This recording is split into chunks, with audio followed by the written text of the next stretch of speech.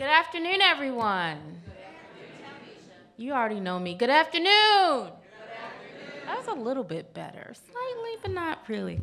Thank you all for joining us today, and it is my distinct honor and privilege to introduce the first panel. I'm going to have you guys start coming up as I speak here.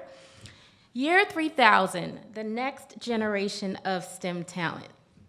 Dare I say that these students are not just the STEM talent of tomorrow, but of today. These students represent middle school, high school, college, and graduate school. I encourage you to listen intently to what their needs are, to take notes, to ask questions, but most importantly, to take action. These students will show you that our future is bright. Give Matthew Peterson, the CEO of Mind Research, our moderator, and these amazing students a hand.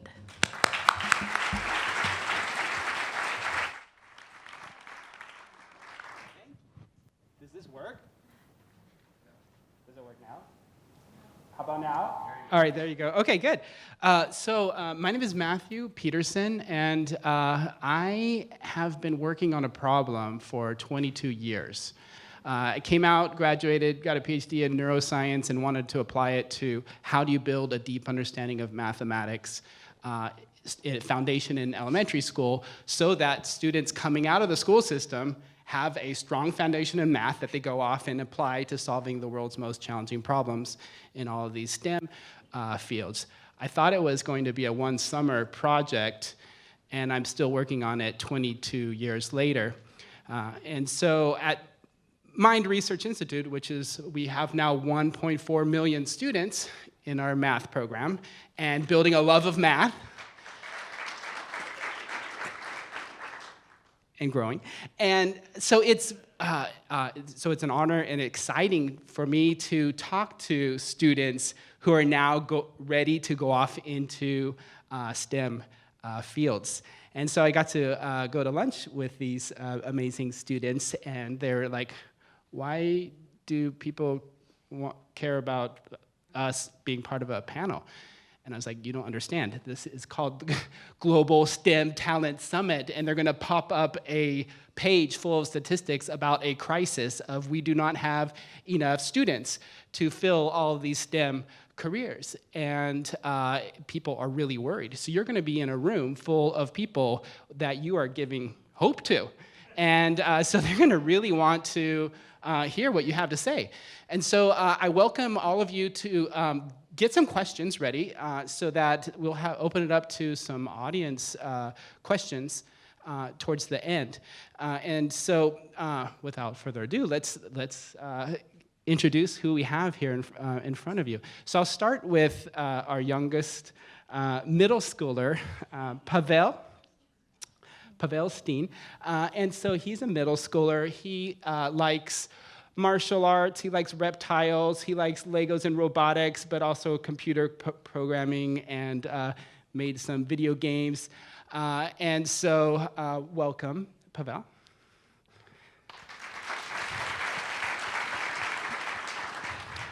Middle school. And then we have Alim Prince. She is a high schooler. And so she is also into computer programming and also artificial intelligence. And so welcome, Alim.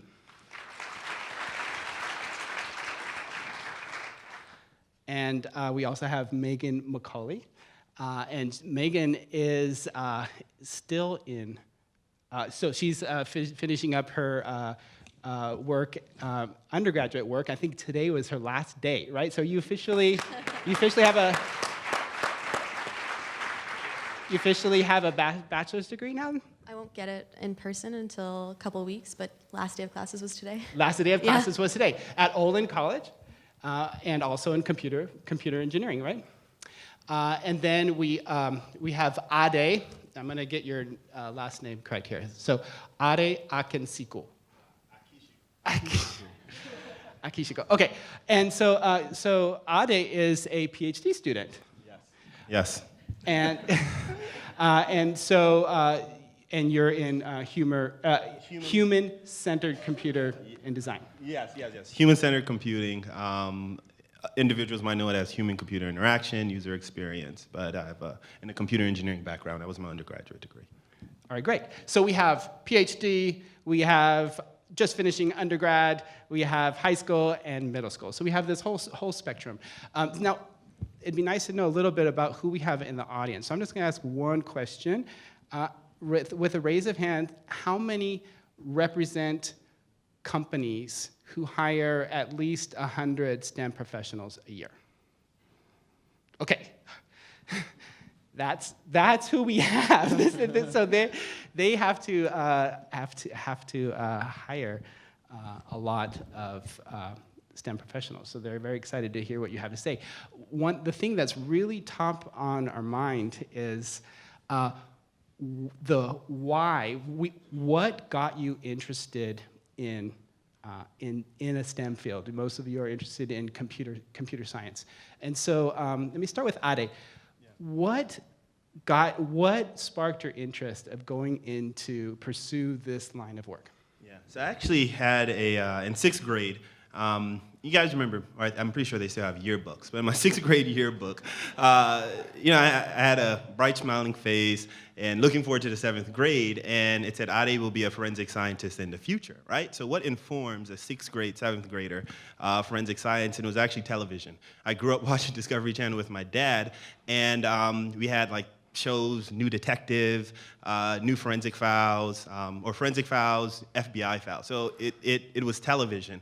But the funny thing, a couple years after, I realized how much money forensic scientists make. And I said, how about I get a medical degree and become a medical examiner, right? So that was 2 or 3 years later. But what put me on the trajectory of computer science was I was in 11th grade. I just signed up for AP Bio, and I had the opportunity to participate in this program at Howard, my undergraduate degree, called the Computer Information Systems Career Awareness Program. So it was a program that a number of corporate sponsors, you have high schoolers come to college, and they experience what information systems is about. So at that time, Zynga, MySpace, how many people remember Zynga, MySpace? All right, or how many, maybe your children had Zynga or MySpace? No offense. Yeah. No offense, okay. Yeah, but it's a social media platform, and you had to create your own profile. And on the side, I began to write like HTML, CSS. And once I got in this program, mind you, this was the medical examiner, right? So I didn't even care much for the program, for the SysCap program, that's what it was called. I got on campus, and my entire group looked to me because I had HTML and CSS background based on like just playing around with MySpace and Zynga. So at that time, I was like, wow, this is actually interesting, and I enjoy it. 3-4 months later, it's about 3 or 4 weeks into AP Bio, and I was like, yeah, I don't enjoy this at all. So like, right? So I did well, but I did not care much for AP Biology. But what ties this all together were my experiences, right? From as a child, watching Discovery Channel, from middle school, and then even having the access to the information. I had the internet, so I knew what a medical examiner was. But then the actual hands-on experience at my SysCap program that was sponsored by industry professionals. So yeah, that was a long answer. So I want to pull off that. So you start off wanting to go as a forensic scientist or a medical examiner, and then you kind of got to try it a little bit, and then you learned that, whoa, what I really want to do is computer science. Yeah. And so that hands-on experience was, really changed the course. It was vital. It was vital. And so, Alim, you had a similar experience. At least you were telling me that first you wanted to be a marine biologist. So what changed you off course from, not that marine biology isn't a STEM field, but what changed you from going into marine biology and wanting to pursue computer science? So my cousin is a software developer, and then when I moved to Spanish Town, I'm from Jamaica, by the way, I saw him doing software development, and he was working on a project.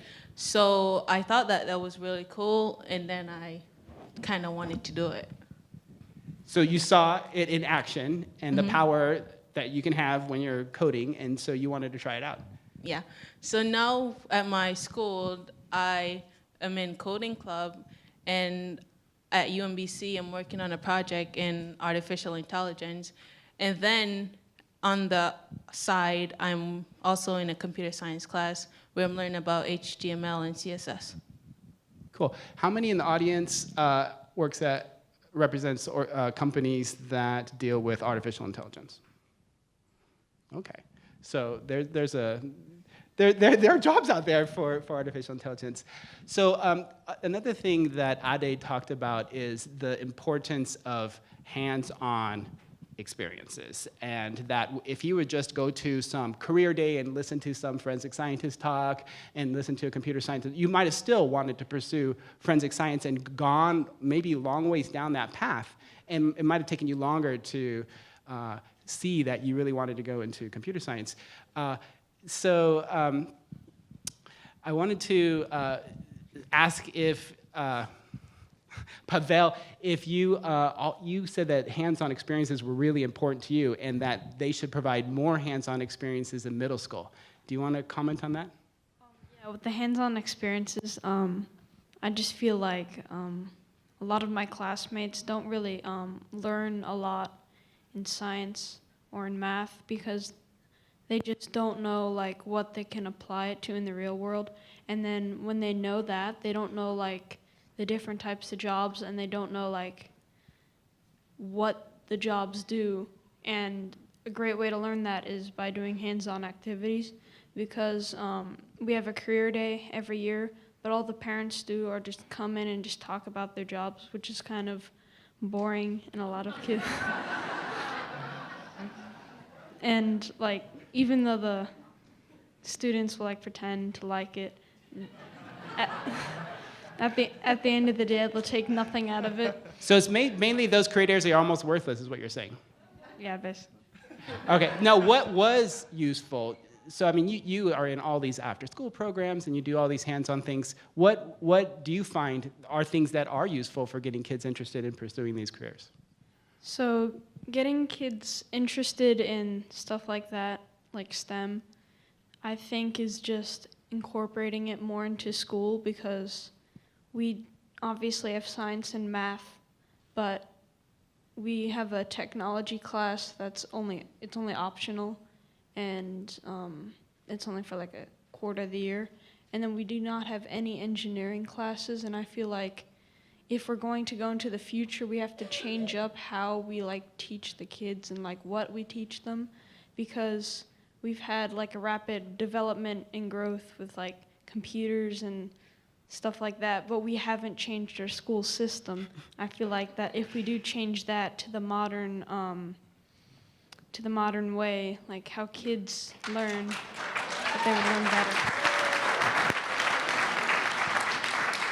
Schools need to get with it and start providing hands-on learning opportunities in these technical fields, like maybe offer engineering courses and things like that, in addition to just your reading and math. Yeah, that'd definitely get them interested. That would get them interested. Megan, so how about hands-on experiences? How has that played a role shaping your career path direction? Sure. So I'm at Olin College of Engineering, and hands-on is kind of our thing. We do a lot of project-based education. We don't have a lot of lectures, not a lot of tests, anything like that. So they really throw us directly into the projects, and that's something that I know has helped prepare me for a career, because when I go into my internships, you know, you're working in a team. You're not sitting by yourself and just staring at a computer all day. You actually have to interact with people and get to know them, and you have goals that you need to work on collaboratively. So that's something that Olin has really done a great job preparing us for, you know, the real world in that sense. What made you interested in pursuing a career in computer science? So when I was in high school, I took a computer science class just because. Also not mandatory. I think that they should be. But and I had a really great female teacher. And it was a class of about 20 or 30 kids, and there were maybe 4 or 5 girls. And she made a really big point of telling us that it was great that we were there, and she encouraged us. And she introduced us to an award. It's the NCWIT, the National Center for Women in Technology, which they have both middle school, high school, and college awards. So she encouraged us to apply for it, and 3 of us won it. And she actually also won the professor award for that. And that was kind of my very first introduction to being a woman in STEM. And NCUIT has this fantastic Facebook group with all of the past winners from years and years. And that community is just an amazing way to engage with other people who are living similar experiences. So it sounds like mentorship opportunities played a major role. Definitely. And Aline, you talked about your cousin, and that's that's a mentor. Did you have any other mentors that maybe influenced you? So I am in this program called Building Steps. So every month they usually bring us to different companies that are in the STEM field. So I got experience from visiting the different STEM field. We extracted DNAs. We did a lot of stuff. And then they got me interested in iGEM, which is a synthetic biology team. So yeah, mentorship does help. Yeah, seeing it in action as well. Mm-hmm. So Ada, you actually had a lot to say about mentorship. You actually had, so Megan was talking about it was useful to have a woman STEM professional be a mentor. So you also had some comments about that I thought were interesting. Yes, it's actually some advice that one of my mentors is actually here, Dr. Renetta Tall. She gave us being my cohort, when we started our graduate program at UMBC, University of Maryland, Baltimore County. She said, remember that your mentors don't always have to look like you, right? I came from an undergraduate community of black engineers, right? I went to Howard University, a historically black college or university. And the transition, one being at UMBC, I actually had this question yesterday after my, sorry, I'm kind of going off tangent, but yesterday at my Bible study, someone asked me, so how was that transition from Howard to UMBC, right? Predominantly black to a PWI. And I was like, actually, there was no real transition because, not because of the people that are around me, it's because of the environment that UMBC has put into place. But it's to remember that, and to have mentors who are willing to learn about your experience, right? And tailor your experience. Like my advisor, tailoring my experience, like, oh, Adi comes from X background. Oh, I never knew this about him, or I never knew this about being a Nigerian American, right? So you begin to build empathy for one another. And as a mentor, you're learning more about the mentee. And then as a mentee, you're learning about everything I didn't experience as an undergraduate student at a historically black college or university. So ensuring that, making sure that you don't put yourself in a box, right? That diversity is key on all levels, right? And being open and not making assumptions, right? Making assumptions that because this person has this particular background, I'm going to place him or her in that box. So that sounds like some advice for someone that's seeking out a mentor, to look for someone that's not like you, because diversity is powerful. Yeah. And useful. What advice, though, from the other direction, mentors seeking out mentees? I mean, so what advice do you have for them? I have tons of it. One, when you're seeking, right? One, you have to realize, and I'm pretty sure everyone at this point in your career, you know what your proficiency is, right? But you have to be active, and you have to look at I'm proficient in this one area. Where can I help? How can I help another individual build that skill, right? So if it's something as simple as I know C++, right? And within my local community, either I have a YMCA or a Boys and Girls Club, or even a high school or a college, you have to seek for these opportunities because people are there, right? They're looking for someone to guide them to become a better programmer, to become so one, and I think, and this is just from my experience, mentors just kind of just sit around until a mentee comes. You have to be proactive and you have to find those opportunities. And something else, and I'm going to bring this up probably later, don't reinvent the wheel. There are organizations out there that help, and I'm pretty sure you all know this, but seek to those organizations to find out, hey, where can I help? This is my proficiency. All right. I want to switch back to what Pavel was talking about. So you said school's boring. You're doing all these outside of school stuff. You're saying school's still back in the dark ages and needs to, be completely revolutionized and move to, the modern times. From your perspective, what do you think school should look like? So I have a lot of different perspectives since my mom is from Europe. From the Czech Republic? Yeah, from the Czech Republic. And she just told me how, as a girl, she would grow up like knowing what she would want to do, but then like later she couldn't find out. But the great thing about the system there is that they had after middle school they would have like different high schools, like specialized high schools, so pretty much they're universities but for high schoolers. And then so it helped her like focus what she wanted to do, and then she got her degree, and then she came over to the US and then married my father, and then Lucky you. and then she just told me about this, and I just saw how like having like smaller classes and more specialized classes could definitely help, because if you're just teaching something like a broad subject, it's kind of hard to focus in on one particular thing that you really like when you're just moving along so fast that you can't like just focus. So you want on to actually that. focus. Before Yeah. I thought you wanted diversity and more things to, Well, but yeah, you like- actually want to go deeper into things. That's good. Like it'd be good if like middle schoolers or elementary schoolers had like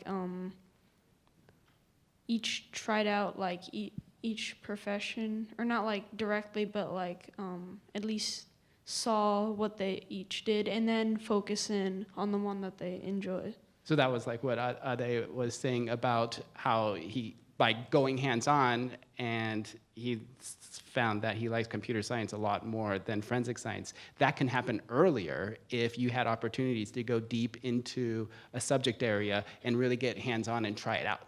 Is that what you're saying? Yeah. Do you guys agree with that? All right, so Alim, so you also made some comments over lunch about how school is kind of broken in some ways, and you said that you missed out some chances to go into maybe the AP Calc course or the AP Computer Science course just because you didn't know that that was even available, and then you missed the window for applying. Can you talk a little bit about that, and also what are the things that you think are broken about school? Okay, so when I transferred to Patterson High School, so there was this counselor who was supposed to tell us what were the pathways that we could go into. But she was going so fast, and I didn't understand what were these special pathways. So I didn't get to be introduced to them. Like, we didn't get hands-on learning to be able to see what they were like.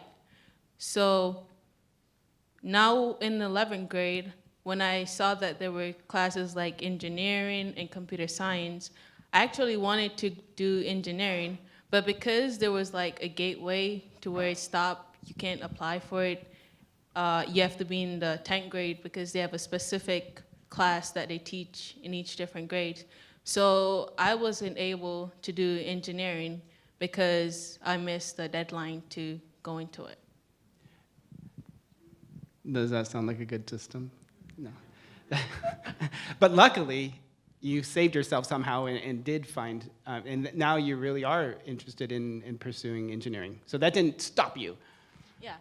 Maybe So- it made you more like, it made you like, I'm actually going to do this even if I can't be part of this, engineering group. So they're trying to build a new pathway, which is in computer science.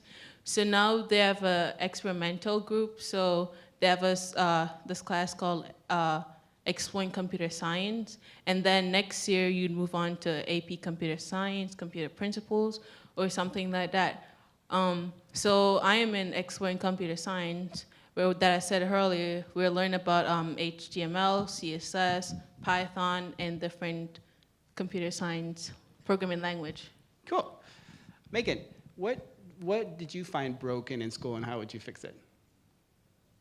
Can I talk about what's right about Olin instead? Okay, all right. So what is Olin doing right that other people should try to emulate? And I think, can yeah. they emulate it earlier? Does it have to be at a Definitely. college level, yeah, I university think level? that the way that Olin does education is just, that's my ideal, because we get to jump in very, very early. So first semester of your first year, everyone is taking the same core classes, and we have a design course, a software course, and we kind of get to try out everything very early on. And I think that's that's kind of what we've all been talking about, is that you need to experience all the different things that you can do. And at Olin, we're just engineering. We're 350 students, very small, only undergraduate. And we're lucky because we're 50% women. So it's, having the opportunity to kind of try out everything. And then after that, you can kind of specialize. This is an engineering college, right? Yes. So when they say 50%, I mean, that's a good example of where they say, where are these, like I saw some example, like whatever, some smaller percentage are of women in STEM careers. This is an example of where you got 50%. Yeah, so I'm really lucky. Olin is a really fantastic place, and Olin's trying to bring the way that we do engineering education, all over the world. So it's definitely something that we're trying to do, trying to encourage that in high schools and younger, and also in other colleges. Well, what I was trying to get you to say is what you were talking about at lunch, which is like, hey, there are lots of women engineers out there. Yeah. You just have to know where to look for them. Definitely. So that's something that that I've heard a lot of, is that people are like, oh, we want more women, we want more female engineers, but we can't find them. We don't know where they are. And I feel like that's something that you really need to know where to look. So if you're going to the same schools that you've always been to and you're just not seeing them, then maybe you need to start looking in different places. And for me, I always go to the Society of Women Engineers National Conference and Grace Hopper Women in Computing. And that's where the women are. And it's like that with every type of diversity. You're looking for a certain group of people, a certain experience. There's probably a conference for it. And we're looking for you, so you just have to come to where we are and look for us too. Okay. Megan also said something at lunch regarding your capstone, and I think it would be valuable for individuals to explain the relationship that Olin has with industry partners, and then specifically how you all build those relationships and sustain it. So if you could explain that. Sure. Yeah. All right, so something that we do at Olin, everyone has to do a senior capstone project. And we have two pathways. One is SCOPE, which is the senior capstone project in engineering, and the other is affordable design and entrepreneurship. So I'm taking SCOPE, and it's a year-long project that you do with a real industry partner. So companies come to Olin and present these projects, and we have an entire office, the SCOPE office, that's dedicated to interfacing with these companies and helping choose the right projects for whatever the composition of seniors is in that graduating class. So I am working on a team of 5 seniors with Insulet. They make insulin pumps for type 1 and type 2 diabetes, and we're building an educational app for kids. And it's something that is a fantastic experience, getting hands-on industry, because we have a liaison and we have weekly calls with them, and we really get to interact with them and see what it's like to be in that type of workflow. So it's back to mentorship, but another common thread, common theme is depth. Mm-hmm. Need more depth, not lots of little sampling, but go deeper. And I think that is connected also to the mentorship. So, so Ade, do you want to talk a little bit about like the follow through with mentorship, and don't just stop mentoring and yeah. Yeah, definitely. So the thing I found really interesting with Olin's approach and Megan, and it's funny, the university I was working with during the summer, a lot of my advisors, they were saying, hey, this is African Leadership University. They were like, look at Olin when it comes to engineering education and get a lot of their ideas. And in the past, with a similar project at other universities and other organizations I've participated in, there was never really an office, right, to handle that relationship and to handle that follow-through. A lot of the times, the industry partner comes with a $10,000 or $100,000 check. They say, hey, they might come with a case study. Hey, here's a problem that we have. You all solve it, right? You didn't check to, or the industry partner and the university never checked to like, hey, do the skills of our students match? How are we ensuring that our students are getting the most out of this experience? Are we just sitting here as a prop for a publicity stunt? But you have to really think about these situations when you talk about creating an experience, right? So maybe this is my bias as a user experience researcher, but how are we creating the best experience to get the effective results, right? So, and the other issue with a number of the pre-college initiative programs, there's no follow-through. I'm not saying that you should stop, that we shouldn't have the 1 day or the 2 day or the 2 month or the summer enrichment program, but you have to remember, and a pastor of mine once said that there are 3 things that that impact the success of a youth or a young adult, right? And two of those things were the home and the community, and then also the workplace or the school that they're at, right? You all have an opportunity to impact those two, right? And it has to go beyond that 2 months, right? Imagine if you have a student, they come, they learn C++ for an entire year, right? Or an entire month, but when they go back home, they have a parent, one parent or two parents that don't know how to nurture that excitement or to nurture all of that motivation that they just received, right? So when you think about a program, yes, it's the university, yes, it's the schools, but look at how do I impact the community as well, or how do I reach out to the parents? I'm not saying your parent has to be an engineer, but maybe even a packet, or really focus on the follow-through, right? Because I've seen so many students that in that 1 month, they're super excited, but 2 or 3 weeks later, or 2 or 3 months, or where they come back a year later, they're more interested in basketball, they're more interested in football, they're more interested in something else, right? And the key to it is that follow-through. Yeah, and I think that's connected to the depth that we've been talking about, but I think it's also connected to something else, which is grit and perseverance. So I struggled in school, I'm dyslexic, and didn't learn to read till I was in 5th grade, and school was challenging for me. And for I had a lot of, my classmates who school was a breeze for them. And when they went to college, they encountered for the first time struggle in school, and they dropped out.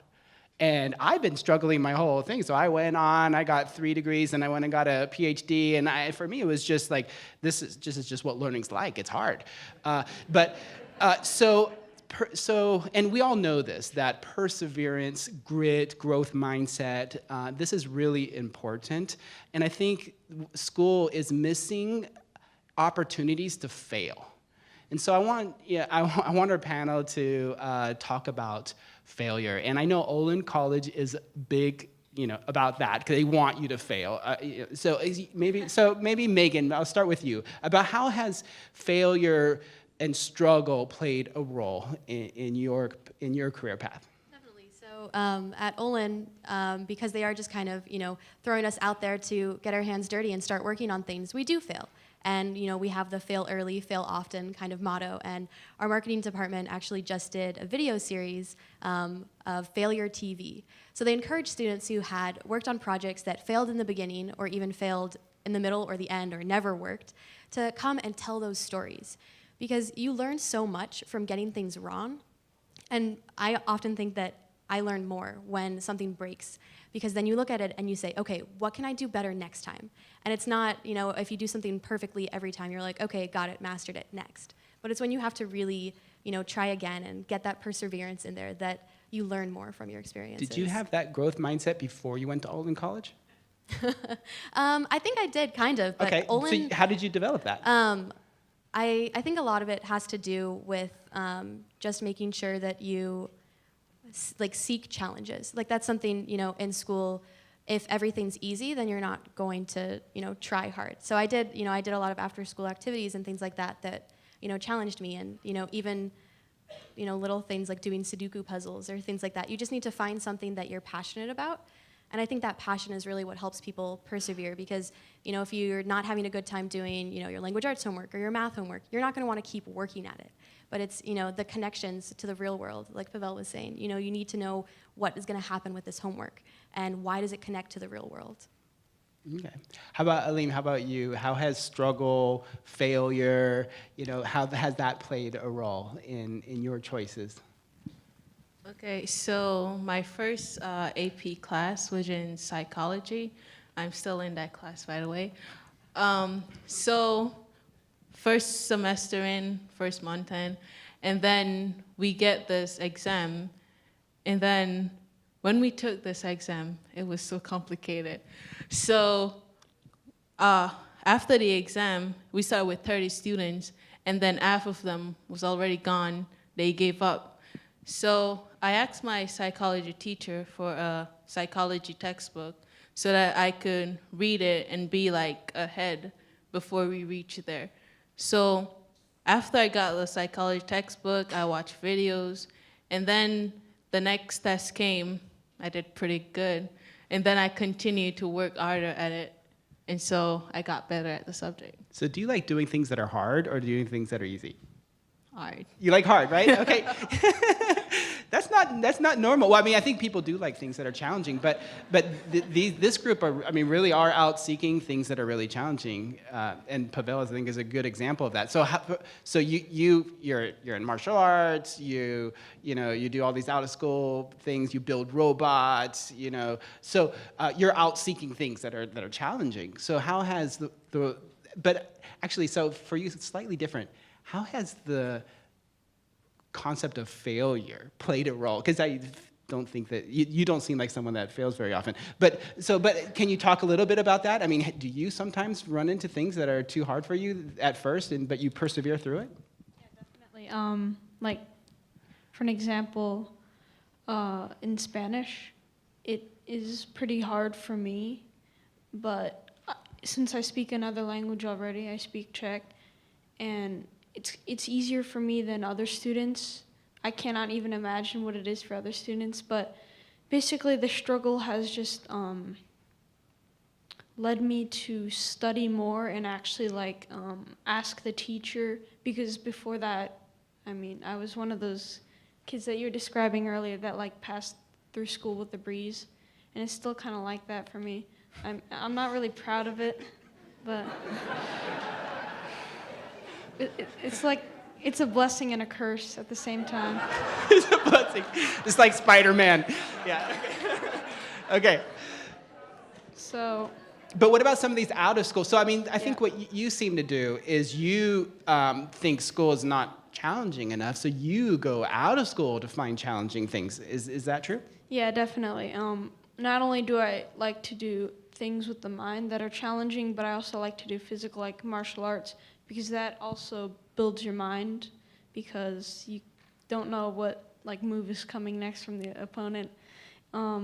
Also, building the robots was really interesting because it was an 8th grade robot team, and I'm in 7th grade. It was Vex, and they didn't have a programmer because last year all of them just built. So I quickly learned to program, and then I just programmed all the stuff.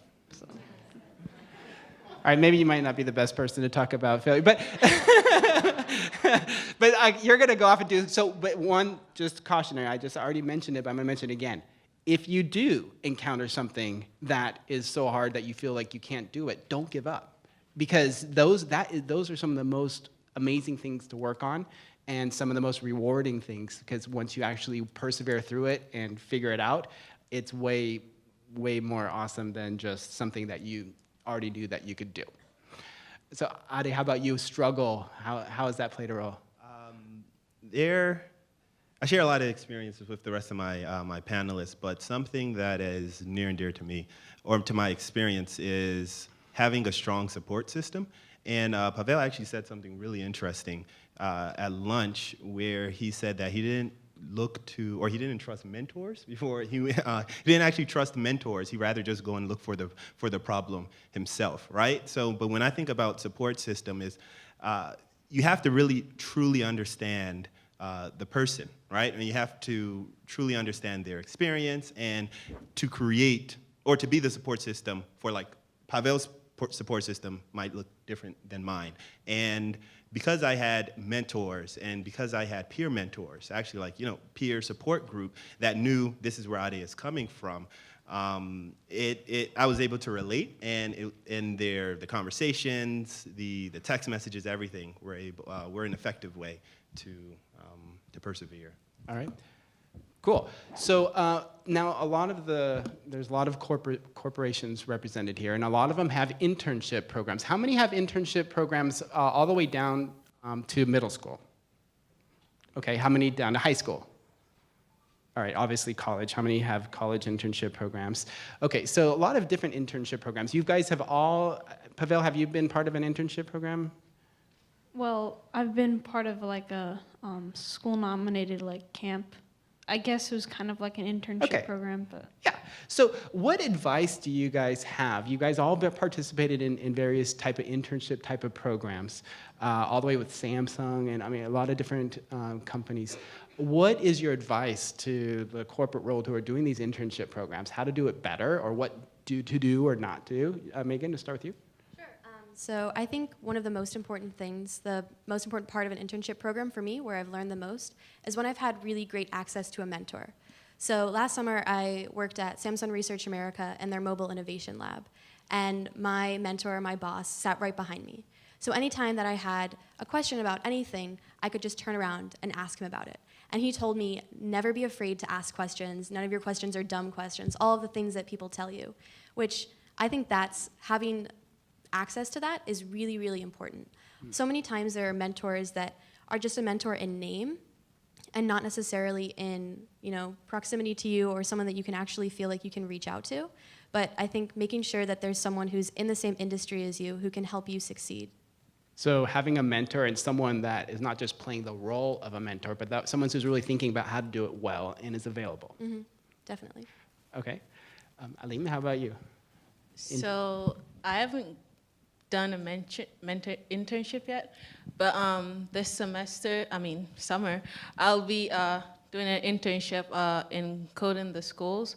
So they're partnered with University of Baltimore, where they teaches game design and also about the business aspect of computer science. Hopefully, when I get to do it, I don't get to just have a professor in front of us teaching us about the computer science and programming stuff. What I hope for is that we'll get a mentor or someone to work hands-on with us, not just when we're in the classroom, but also outside of the classroom, so they can help us if we don't understand. Because most of us will be scared to ask the professor for help in front of people. So it would be helpful if we had someone who could teach us hands-on, one-on-one. Okay. So back to the mentorship, the importance of a mentor. Pavel, I'm gonna skip you because I'm gonna come back to you about art real quick about that. But Adi, what about your internship experience?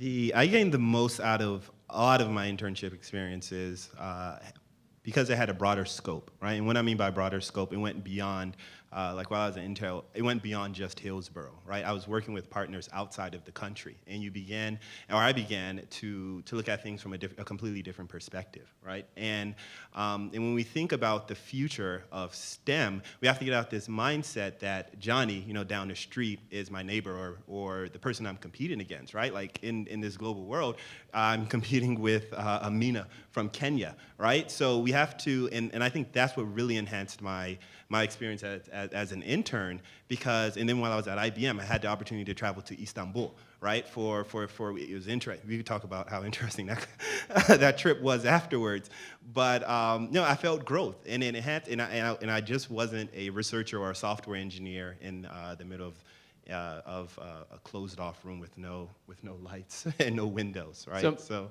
am I hearing you correctly that the international aspects of it were a plus? Yeah, it was a huge plus, and it's kind of mind-boggling that we have, or a lot of my peers, they're in companies that are international, right? But they have no idea about what the company is doing outside of the United States, right? And you're trying to hire this intern to be a future leader, right? So it's very focused and it's very narrowed, and I think they forget to think about the complete experience. And mentorship was also really important, and something that I'd like to say at this time, when the industry partners or when your company offers you a mentor, understand that people have jobs and people have lives. People have lives outside of the job. You're hiring a software engineer to work a minimum of 40 hours, and we all know that they work probably 60, 70 hours per week, right? So they're charged to be your mentor and to guide you through these 3 months, but they're also charged to complete their deliverables within that 3 months, and they're not an effective mentor. So really think about those relationships when you hire interns. So if that means cutting back the project for 3 months and they're spending 20% on the project and 20% mentoring and guiding this. Did you have that student. experience of someone who just didn't really have time for you? Yeah, I Okay, did. yeah. And Megan, you're basically saying the same thing of how powerful it is to actually have someone that you can go to. Yeah. Okay, so that makes sense. So this is Global STEM Talent Summit, and we talked about international. So I mean, you've been all over the world, Mauritius, and all around. You go to Czech Republic all the time. I think you have some connection with Korea as well. Maybe your dad or something. And you were born in Jamaica, and you've been to Tanzania and other places. So this is something that's not, I actually never even thought about this, but what role, you guys just raise your hand who wants to talk about this. What role does international, just seeing that we're part of a global society, how does that play a role in your kind of your STEM pathway decisions? Yeah, I mean. Okay, so when I lived in Jamaica, there wasn't enough resources that would help to introduce us to the STEM field. So when I moved there in 2015, I was introduced to STEM field by different people, and the different experience caused me to be more interested in it.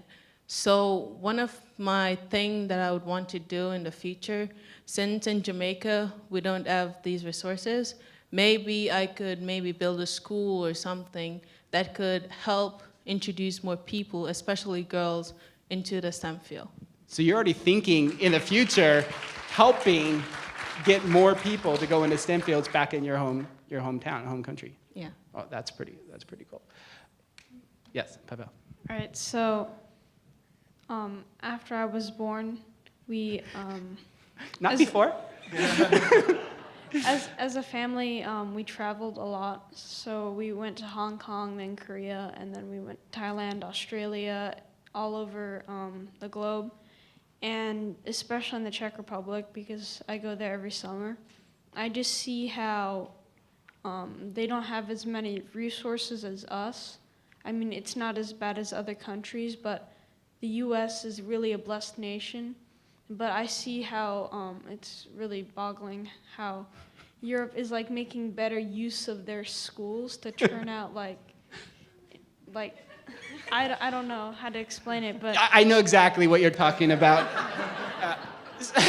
Yeah, isn't that amazing? it's just weird. They have more opportunities. Yeah. From what I've observed. I mean, that's just me. So interesting. So now is the time when I know you probably have a lot of burning questions from the audience. So questions for this esteemed panel we have here. This is our future. Over here? Yes.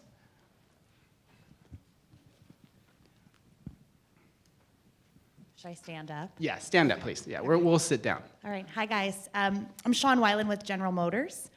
And I mean, I'm absolutely blown away by everything that you have talked about today. So, yes, absolutely. Give it up. So I actually work in university recruiting. So my job is to help to build a strategy to position General Motors as an employer of choice for STEM talent, which I think a lot of my colleagues here are looking to do the same. So you know that there's a war for talent out there. There's so many companies and so many different industries that want to hire you. Do you guys have your business cards with you? Right, that's what I will talk to you about all that later, absolutely.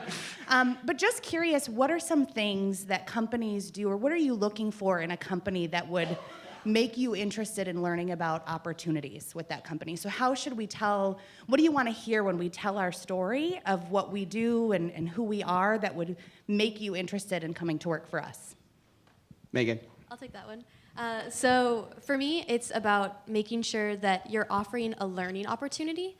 So I think that there are, two different kinds of internships. One where the company is just like, all right, cheap labor, let's do this. We need to, get this project done. You're smart, let's go. And the other one is we're bringing you here to teach you something about the industry because we see that you have the potential to grow into something that, we would love to, educate you as an intern and then, keep you interning with us for a whole bunch of years and then, hire you full time and, the whole picture. So I think a lot of it is about making sure that they know that you're offering them something in addition to them being able to, do great work for you. And I've seen this a lot, that the best STEM talent, they want to keep growing. So they want to go into an opportunity where they have lots of opportunity to grow. That's basically what you're saying, right, Megan? Definitely, yeah. Yeah, I actually, okay. for my internship at Samsung, I didn't have the typical like coding interview where they grill you with a whole bunch of technical questions, and then if you don't, hold up to it, they're like, all right, not good enough. Yeah. It was, an informational interview where I got to talk to my mentor, and they just asked me questions, and were a couple of technical questions, but it was about my potential. And when I got there, I learned a tremendous amount. Anyone else want to give any insights on how to seduce you guys onto work at their company? I agree with Megan. So that's bullet point number one. Point number two for me is true diversity, right? And it's funny. There's actually this article that this particular company that you use to get from point A to point B, right? Where there was a young woman, a woman's engineer, who worked there for a year, and she basically wrote about her experience, how it was male-dominated, and more particularly white male-dominated. So there are a number of companies that say that, hey, we're looking for diversity, right?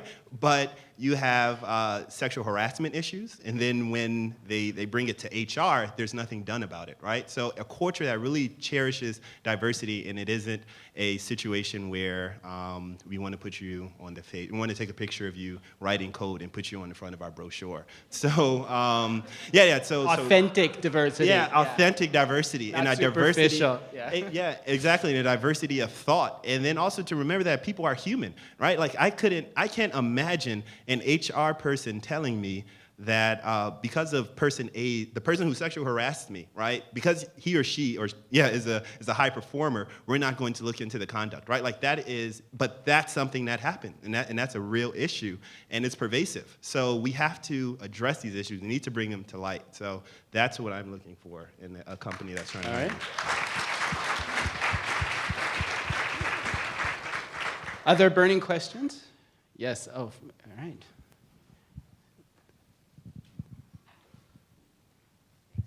Heidi. Yes, yeah. I'd love to ask Pavel a question. Okay? Pavel, within your class or your classmates, how do they view STEM? Is there a lot of excitement about it? Are you the only one? Are there soulmates among your classmates? How would you describe the passion for STEM among your friends and folks in the class? So in the class, the normal student typically in our school would view STEM as something mysteriously like a high achievement award sort of thingy. So like it's Some only STEM for, trophy. Yeah, it's like they view it as like for the really smart kids, and that it's only for the high performers and the ones that are actually interested in it. And I think that it's all like surgeons and really complex stuff like that. But in reality, it's basically the same people who make smartphones all the way to like the people who solve crimes. And it's so like wide ranged that I don't think they realize it, but that it affects them personally in almost every way. So if you guys could get that point across, that'd be great. So there's a lack of understanding on how widespread STEM is and all the things that STEM fields do. Definitely. Yeah. Okay, so we have an education and marketing challenge in front of us. Other burning questions? Over here somewhere. Yes.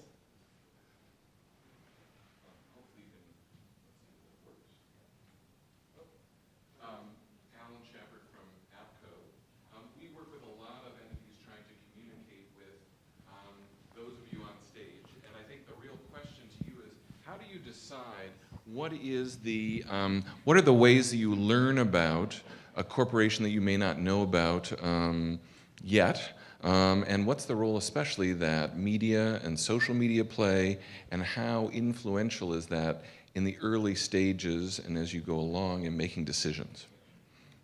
Thank you. So for me, the way that I learn about a company is through conferences and networking. So, I said I go to SWE, Grace Hopper, things like that. That's, the companies that are looking for people like me. And also people who come on campus. We have fantastic career fairs at Olin, and that's where I got, my job for my full-time job is by people who... Samsung came and recruited you? Samsung I got at Grace Hopper, my internship, but after I graduated, I'll be working at Constant Contact, and they came to Olin. So I think a lot of it is about where you present yourself and making sure that you put your company in front of the people that you're looking for. Conferences and career days, right? That's the answer. Okay, anyone else? Like, are you guys already seeking out which companies you might want to go and try to work for? Yeah, okay, Pavel.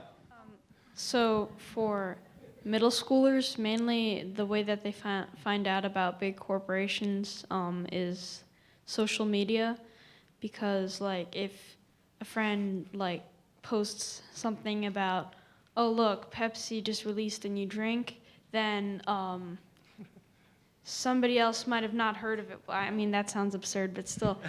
No, Pepsi does that sometimes.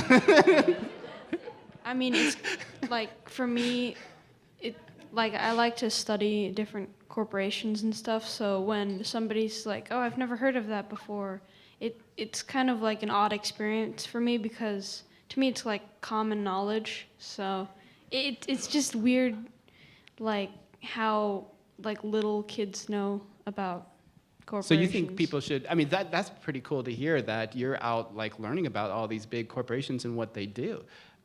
What about, Aleem, how about you? Are you looking into different companies and what might be interesting to you? For me, the first company that I would probably want to work for is probably Google, because every time that you log on to your computer and try to do a Google search, you see all these cool doodles that they do, and sometimes you're interested in like, how do you do that? So it's inspiring. Yeah. So I want to be able to like create something that people can look at and like, wow, I want to do that too. So Google is one of those companies that I would want to work for. Cool. Ade? Yeah, actually, there's one thing to go to a conference, right? When you go to the conferences, you have your big name corporations. You have your Microsofts, you have your Googles, you have your Facebooks. But then there's also that one small boutique firm, and they're literally just sitting there, not doing anything, right? Because they know that they're going to go to Facebook or Microsoft. So, and I think they shoot themselves in the foot before the race even began, right? So you have to be lively or be strategic in who you send to those conferences. And I've seen this dozens of times since high school. So some folks are thinking like, oh, this might be common knowledge, but it isn't, right? Because you have to, either way, be strategic. And another strategic point, outside of the conferences, for example, from the National Society of Black Engineers to Society of Women Engineering, hackathons, right? They're a big thing. Become a sponsor of a hackathon. Host your own hackathon. At that time, you give them, hey, this is a case study. They're sitting down, they write some code, and they're like, oh, okay, that's awesome. But let us tell you being the students, what we do as well. So be extremely strategic when we talk about the conferences. And yeah, that's it. All right, we have the last word from Aleem. Yes. So at my school, when you're in a specific pathway like CTE or engineering, there's usually companies that come and gives you internship. So for engineering, the kids at my school who are in engineering usually go to Johns Hopkins to do a summer internship or something like that, especially if you're in the pharmacy tech pathway. So companies usually come in and introduce students to what they have. So send good representatives that really represent the company well. Sponsor opportunities like hackathons, and you guys all involved in all these after-school activities. Be visible there. So I think hopefully that would answer your questions.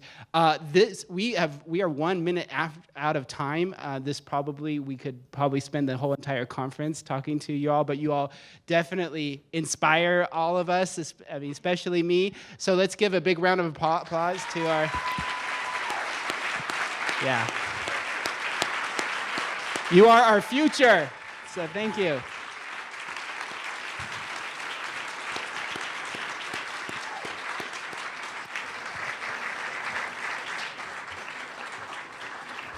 Well, thank you, Matthew Peterson, for a great panel.